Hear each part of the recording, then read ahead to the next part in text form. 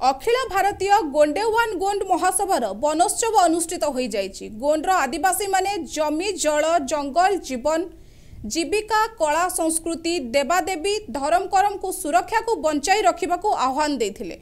बलांगीर जिला पाटनागढ़ ब्लॉक अंतर्गत घुंचेपाली गाँव ठारे दंदरा बाहल पल्ली गोंड समाज पक्षरु वन महोत्सव अनुष्ठित हो जाइछि।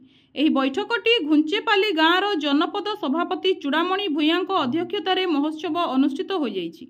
एही बैठक में मुख्य अतिथि भाव जिला महासचिव श्रीजुक्त रामचंद्र धरुआ थिबा बेले सम्मानित अतिथि भाव जिला उपसभापति श्रीजुक्त कामराज मल्लिक जोग देइथिले।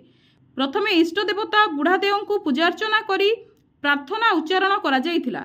एही ऐतिहासिक गर्व गौरव तिहार रे प्रतिवर्ष पालन करि आसुछि। एही महोत्सव आदिवासी मानक ऐतिह्य आदिवासी मानकर अधिकार सेमानकर मान सम्मान स्वाभिमान एवं आदिवासी समाज रे एकता अखंडता भातृभाव संगठन मजबूत रहिबो।